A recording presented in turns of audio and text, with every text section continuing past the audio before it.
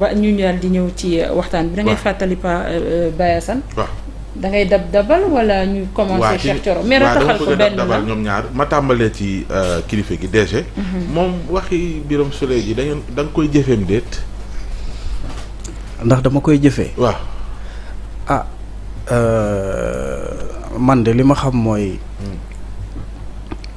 dëgg du ànd ak ay saaga. Cheikh Anta Diop moo ñu ko jàngal léegi nag moom li mu wax ku ñu saaga leen ko mais kii njëkk saaga kooku la ñu war a njëkk waxal na bañ a saaga ndax bu saagawul kenn du saaga dóor fayu nag ci diine yëpp lañ ko wax nit ki bu la rayalee sax yow sa mbokk diine may na la nga rey ko walla nga baal ko moo tax loolu war nañ ko jàngat bu baax a baax. Baye. ci laaj bi. waaw. mbiru kàddu yooyu kilifa bi génne. waaw. démb laa gis vidéo bi. rafetlu ma ko. ànduma ci. d'accorduma ci. du taxawaay bi. laaj ma lu tax. lu tax. dafa wax benn kàddu mu ni maa ngi kaa nuyu bu baax Birame Souleye Diop. gàtt sa moo ñu fi indi. du loolu. gàtt sa taxul Pastef falu. dëgg moo fal Pastef. lan moo la dëgg. dañoo teg injustice seen leader. yàlla àtte. dëgg gañe ñu falu. loolooy dëgg.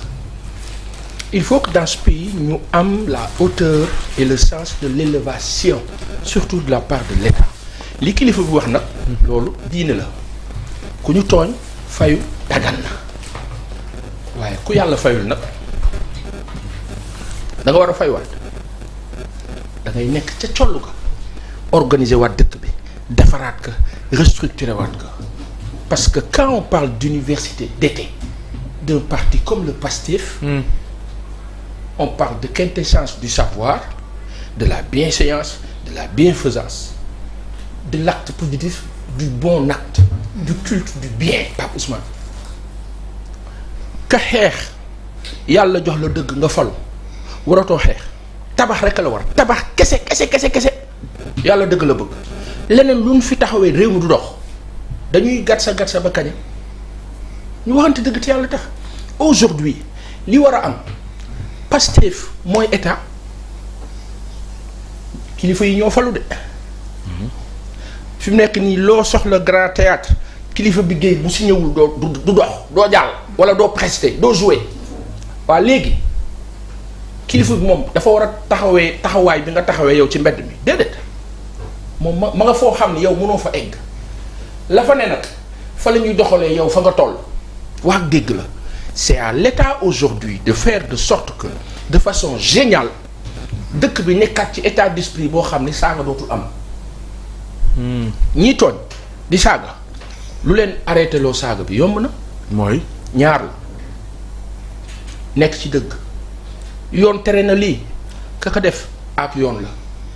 yomb na lu facile la après quelqu'un nous dira attention waaw bu justice deful li mu war a def nag. waaw. justice nag par force li mu war a def da ko war a def xam nga lu tax c'est l'État ne peut pas outrepasser son rôle c'est à l'État de faire de sorte que ñu nekk ci réglementation bu baax bi ñu ne il faut passer par A ñëpp ne kon par A la par B ñëpp ne kon par B la mais bu fekkee ne ni mu war a demeewuk mu jaxasoo après état bi nga xam ne moom moo yore pouvoir ñëw naan waaw ku leen def leen ko fu mu jëm on va où.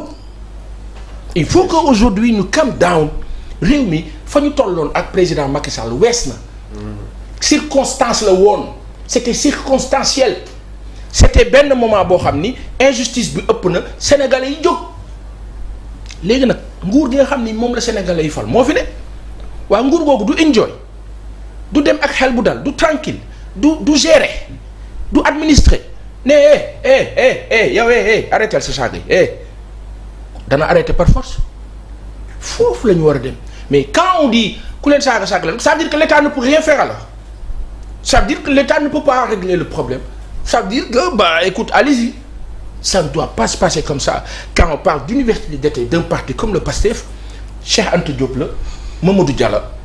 état d'esprit loolu la.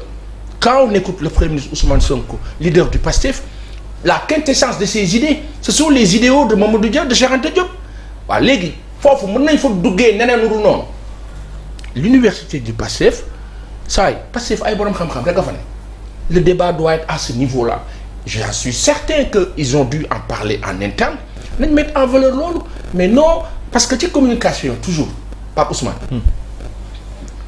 quand on fait une bonne émission sur Sans Limites ma ñëw dugal ci lu bon loo xam ne moom la ñëpp di coow yàq naa émission bi yàq naa communication message bi du jàll et l'erreur monumentale que nous faisons entre nous wala que les uns et les autres font c'est que communication bi day nekk fi ñëpp di xaar loolu non ñu suruxal loo xam ni moo di doon mus et loolu xam nga lu ko indi émotion ak peut-être ñu ngi ci benn décor benn ambiance ñu sànni loo xam ni parce que parfois c'est comme si monsieur le ministre nga baal ma comme pour plaire et ça ne doit pas se passer comme ça.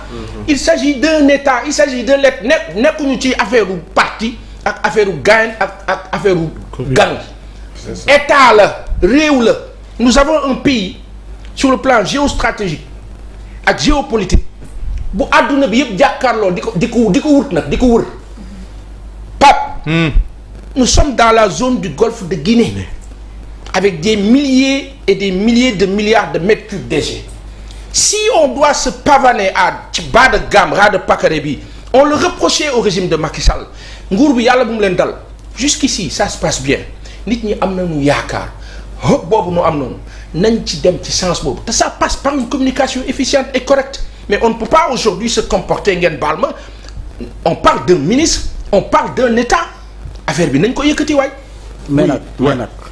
mais nag il faut dire ci jotaay boobu loolu lu tuuti la ci liñ fa wax lépp. c'est ce que j'ai dit. wax nañ fa xam-xam. ci jeunesse. ci emploi.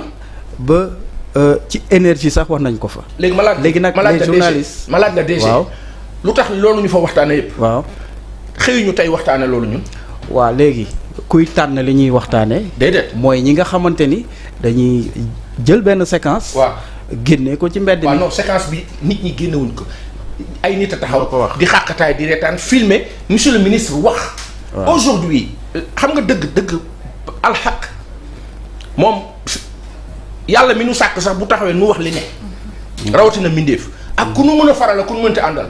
du yoon c'est-à-dire que bu fekkee dañuy wax dëgg jubal jubbanti ñu ne dañuy nekk ci dëgg faw mu wax dëgg bi quand les uns et les autres ont tort on le dit dafa am benn wax bu ma déggoon président Bassirou Diomaye Diakhar Faye wax ko heure bii daaw mu ne solidarité gouvernementale d'accord mais si kaw dëgg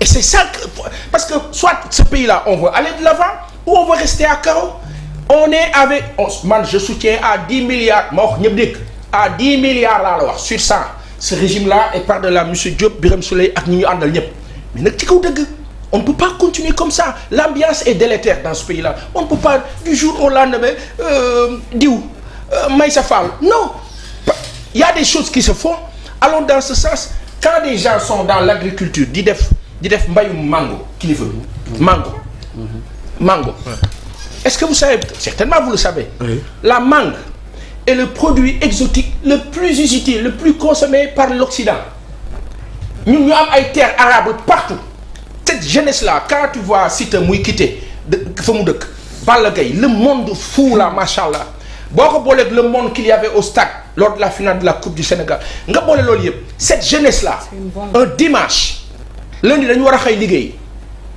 imaginez cette force-là mais am na nu mu doon demee dans un sens ñëpp dañuy dem bay mango bu dee loolu la tubaab bi gën a bëgg ñu lekk ci loolu mais bu ñu bëggee nekk ci gamme bi au vu de li ñu fa waxtaanee yëpp ci qualité loolu génnul parce que un ministre est sorti wax loo xam ni peut-être mooy nekk communication générale bi ça pose problème. en plus que mangue sax am nañu label mangue am na ci réew mi mais DG dafa mel ni insatisfaction dafa am ci ñu ci bëri ci ay responsables yi ngànk Pastef parce que autant ñu ngi wax ci le ministre ak sortem bi ci pàcc bi de l'autre côté aussi di nga dégg ku mel ni Waly Diouf Bodian ni même s'il faut mandat bi ñu judiciariser ko nañu ko def mooy ni dañu am benn insatisfaction ci anam gi ni muy doxee reddition des comptes naam oui ci koppar yi mais bakkan yu fi rot ba tey lijjanteeguñu ko justice boobu ñuy sàkku depuis boobu ak léegi est-ce que du moo leen di topp ba tey fii ak lijjantiwuñ loolu mu féete boo duñ mën a nekk ci leneen.